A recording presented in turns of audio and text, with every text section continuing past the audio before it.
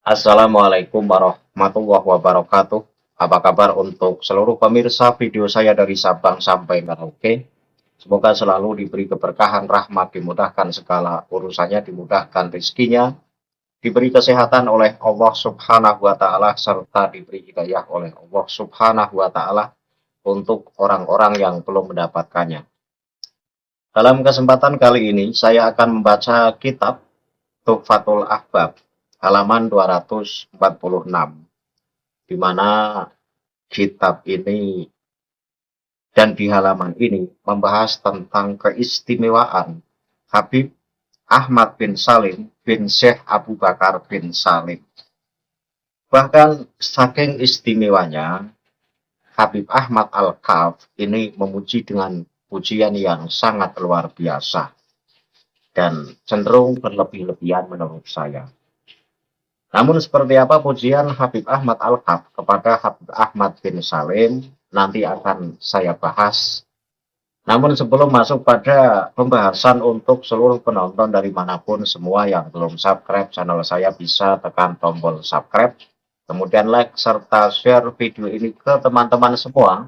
Agar yang belum tahu menjadi tahu, yakinlah bahwa munculnya channel ini semata-mata untuk memberi edukasi kepada seluruh umat muslim di Indonesia agar tidak terjerat oleh doktrin-doktrin sesat yang dilancarkan oleh golongan yang mengaku sebagai keturunan Rasulullah.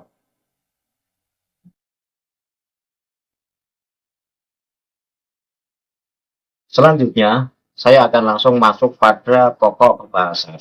Jadi materinya sebenarnya secuil, tapi ketika dijabarkan maka akan menjadi panjang. Jadi dalam kitab Tuhfatul Ahbab halaman 246 ini menjelaskan tentang keistimewaan sosok Habib Ahmad bin Salim bin Syekh Abu Bakar bin Salim. Nah, seperti apa keistimewaan itu? Maka teksnya akan saya tampilkan di layar dan akan saya baca sehingga penonton bisa ikut menyimak dari apa yang saya baca. Bismillahirrahmanirrahim. Wa kanal amu Ahmadul Kafi lahu ta'alluqun tamun bihi. Wa yahduru majalisahu bitarima. Wa kana yaqulu fihi man arada ayang duro ila Nabi Muhammadin sallallahu alaihi wasallam fal yangdur ilal Habibi Ahmad bin Salim. Jadi cukup pendek pembahasan kali ini. Bahwa Paman Ahmad Al-Kaf ini memiliki keterikatan yang sangat erat dengannya, yaitu dengan orang yang dibicarakan yang bernama Habib Ahmad bin Salim. Dan beliau menghadiri majelis-majelisnya di Tarim. Dan beliau, Habib Ahmad Al-Kaf, ini berkata mengenai dirinya atau mengenai orang yang dibicarakan, yaitu Habib Ahmad bin Salim. Nah, apa yang dibicarakan oleh Habib Ahmad Al-Kaf adalah sebagai berikut. Barang siapa yang ingin melihat Nabi Muhammad Shallallahu Alaihi Wasallam, maka hendaklah dia melihat kepada Al-Habib Ahmad bin Salim. Nah, disinilah pujian dari Habib Ahmad Al-Kaf yang sangat luar biasa kepada Habib Ahmad bin Salim. Di mana barang siapa yang pengen melihat Nabi Muhammad, maka hendaklah melihat Habib Ahmad bin Salim.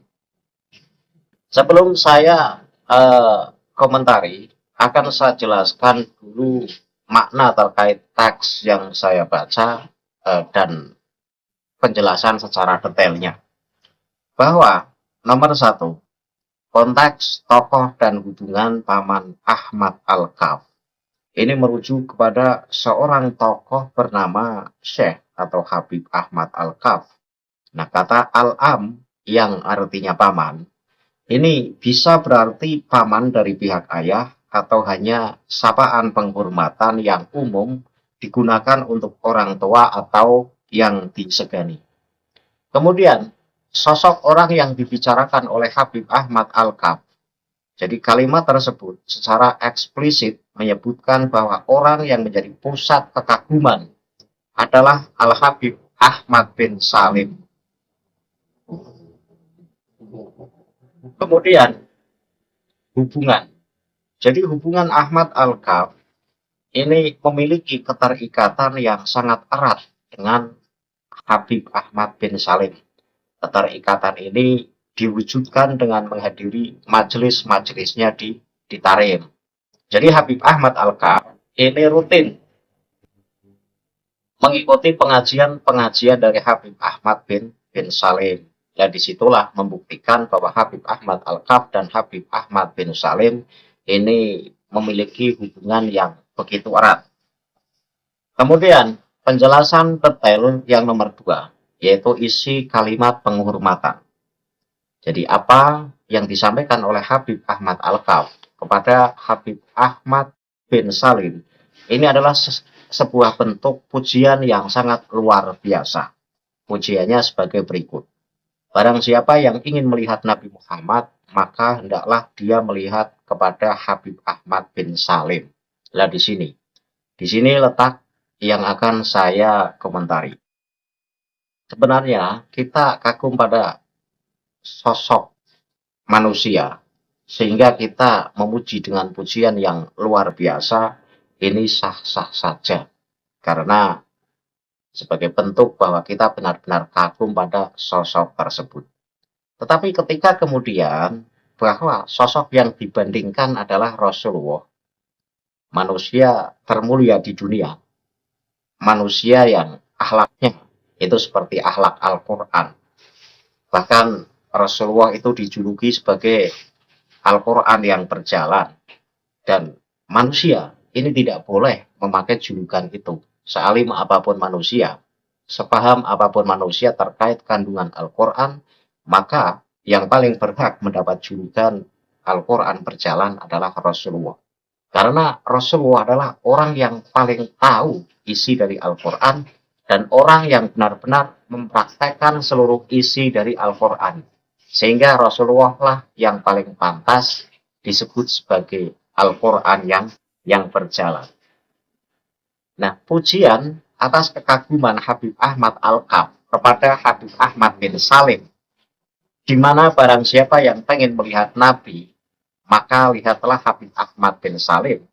Ini sebuah kekaguman yang luar biasa dan membandingkan dengan banding yang tidak pantas ya, tidak pantas karena sosok yang dibandingkan adalah Rasulullah.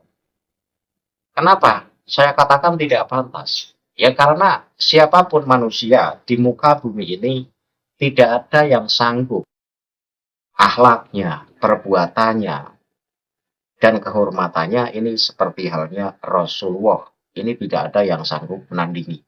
Karena itu jangan sekali-kali menyamakan umat Rasulullah kepada Rasulullah. Seakan-akan bahwa Habib Ahmad bin Salim ini setara dengan Rasulullah.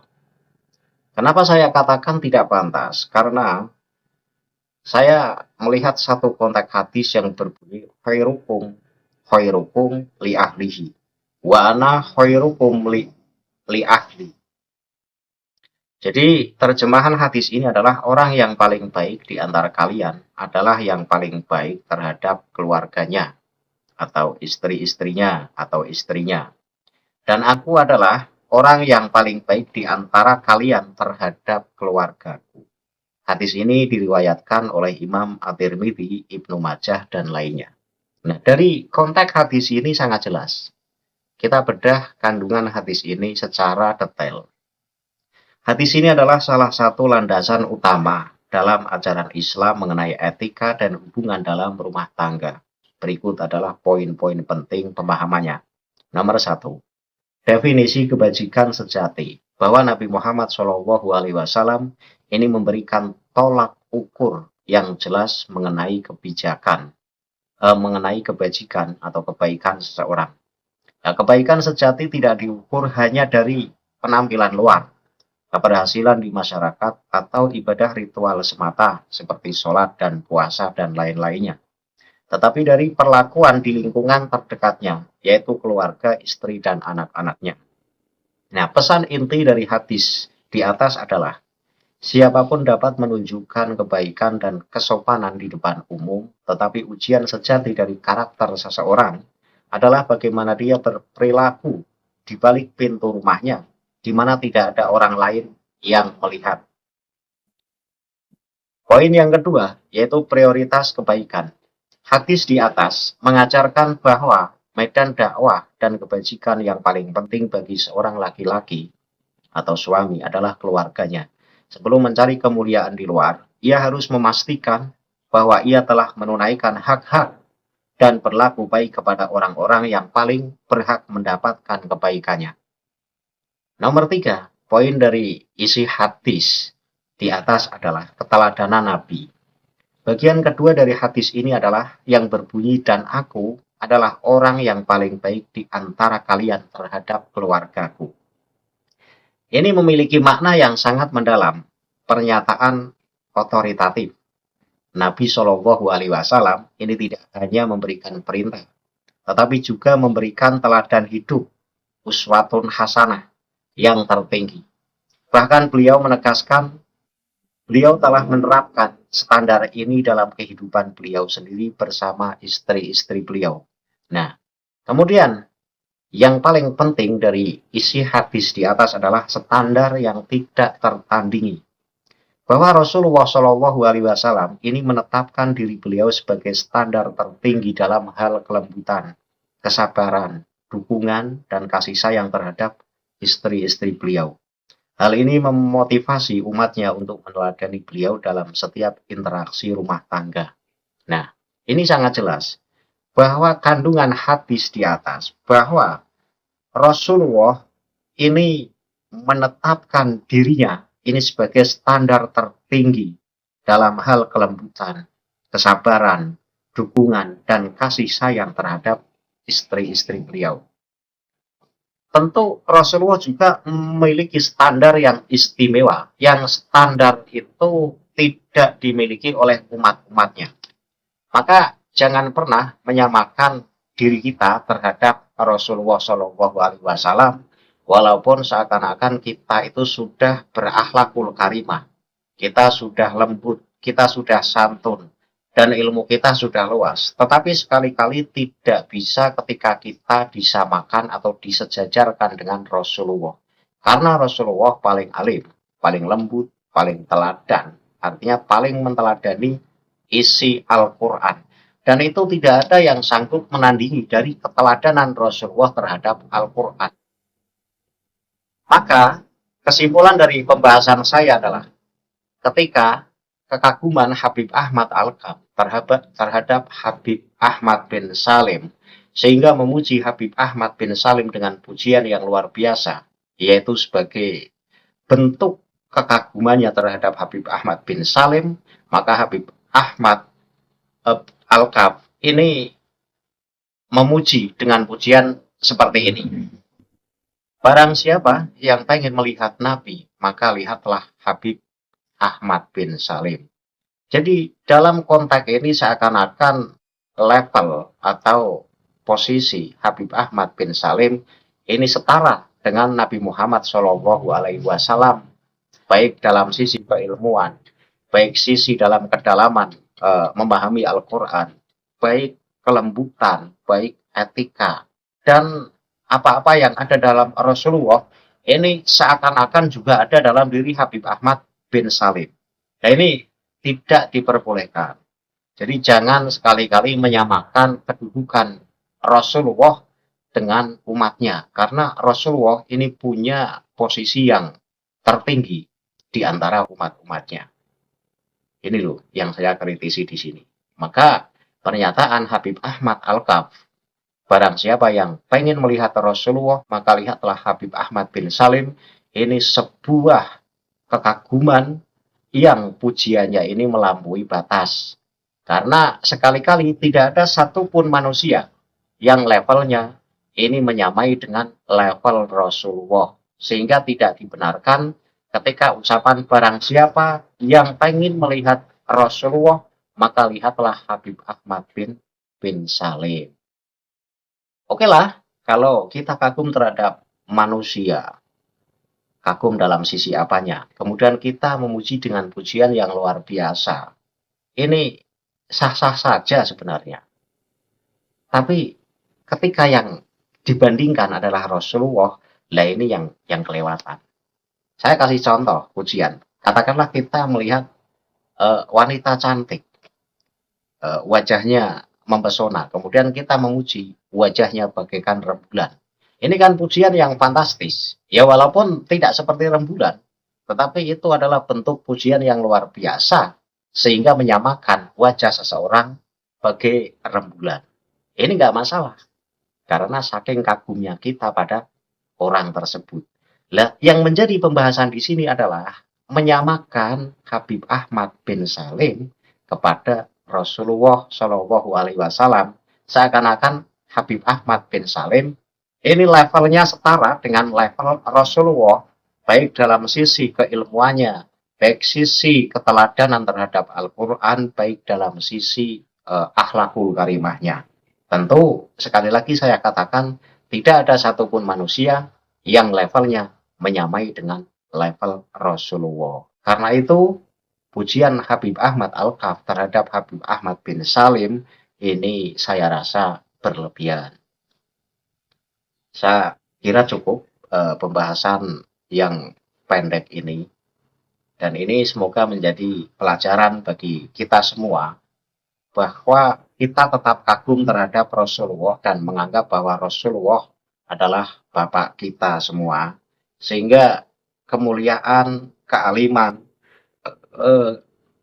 dan akhlaknya ini tidak ada yang sanggup menandingi dari Rasulullah Shallallahu Alaihi Wasallam. Saya tutup kajian ini, akhirul kalam, billahi taufiq wal hidayah. Wassalamualaikum warahmatullahi wabarakatuh. Salam waras untuk seluruh muslim di Indonesia.